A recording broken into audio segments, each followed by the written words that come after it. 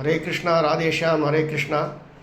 இன்றைய தினம் பகவத்கீதை கண்ணனால் அருளப்பட்ட நாள் என்ற ஒரு அனுஷ்டிக்கப்பட்டு வருகிறது. அதன் அடிப்படையிலே உற்சவமூர்த்திக்கு அபிஷேக அலங்காரலாம் ஆகி அங்கே பகவத்கீதை முழுவதுமாக பாராயணம் செய்யப்பட்டு கொண்டிருக்கிறது. விஸ்வரூப தரிசனம் என்ற கட்டம் வந்த பொழுது அங்கே சுவாமியை ஒரு முறை நாம் தரிசி ஆர்த்திகளை காட்டினோம்.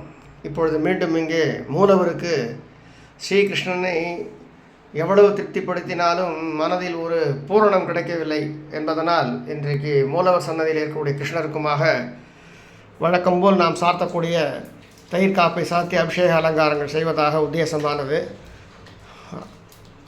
அன்ன ஆகார இடைவெளி எல்லாம் இல்லாமல் கிருஷ்ணனை நாம் தரிசித்து கொண்டே இருக்க வேண்டும் என்ற அடிப்படையிலே இப்படியான ஒரு கைங்கரியம் அருள் கூட்டியிருக்கிறது. இப்பொழுது விஸ்வரூப தரிசனம் என்பதை பற்றி நாம் ஓரளவு நாம் புரிந்து கொண்ட அளவு பகிர அருள் கூட்டியிருக்கிறது. ஸ்ரீகிருஷ்ணர் யுத்த களத்திலே அர்ஜுனனுக்கு எல்லா விதமான யோகங்களையும் பற்றி சொல்லி கொண்டிருக்கிறார். அர்ஜுனனோ போர்க்களத்திலே இருப்பவர்கள் எல்லோரும் உறவினர்கள், குருமார்கள் என்று சொல்ல எல்லோரையும் வதம் செய்ய எனக்கு மனம் நடுங்குகிறது என்று சொல்லும் பொழுது ஸ்ரீகிருஷ்ணர் அர்ஜுனனுக்கு எடுத்துரைக்கிறார். அர்ஜுனா, எல்லாமே என்னிடத்திலிருந்து உண்டானது, எல்லாமே நான் தான், நீ வெறும் கருவிதான், இயக்கக்கூடியவன் நான் தான் என்று சொல்லியும்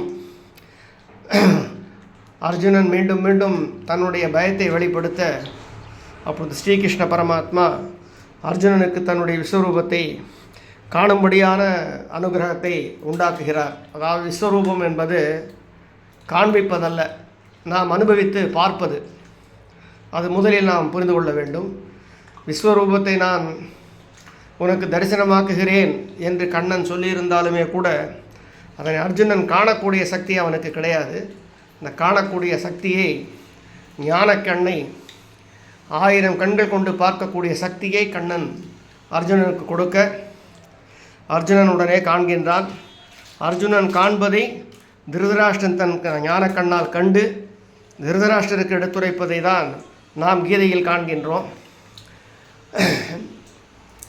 கண்ணனுடைய திருவடியிலிருந்து திருமுடி வரை அண்ட சராசரங்கள், பிரபஞ்சங்கள், 33 கோடி தேவர்கள், பரமேஸ்வரன், பார்வதி, பிரம்மா, சரஸ்வதி, நவகாளிகள், 1008 காளிகள், 1008 சக்திகள், லட்சக்கணக்கான ருத்ரர்கள், லட்சக்கணக்கான பிரம்மாக்கள், ஆயிரக்கணக்கான தேவாதி தேவர்கள் என்று ஒவ்வொரு சதுயுகத்திற்கும்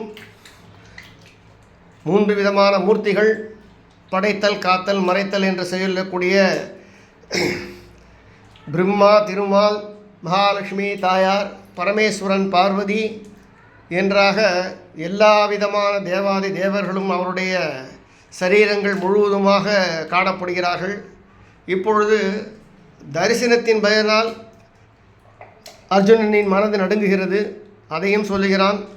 கிருஷ்ணா, என்னால் காண முடியாமல் இருக்கிறது, நீ 1000 கண்கள் கொடுத்தாலும் ஞானக்கண்கள் கொடுத்தாலும் இந்த தரிசனத்தை நான் பார்க்க பார்க்க தரிசன பயமும் அதிகமாகிறது. உன்னுடைய முழு எல்லாமே உன்னுடையிலிருந்து தான் கிளம்பி புறப்பட்டது, எல்லாமே உன்னுள் அடங்குகிறது என்பதை பார்க்கிறேன். உன் வாயில் இருக்கக்கூடிய, நீ வாயை திறந்திருக்கக்கூடிய அந்த கோரைப்பர் இடுக்கிலே எங்களுடைய போர்க்களம் துளியூண்டு ஒரு தேன் கூட்டில் ஒரு தேனி அமர்ந்து கொண்டிருக்கும் அளவிலேயே இந்த மகாபாரத போரான நிகழ்வு நடந்து கொண்டிருப்பதையும் பார்க்கின்றேன்.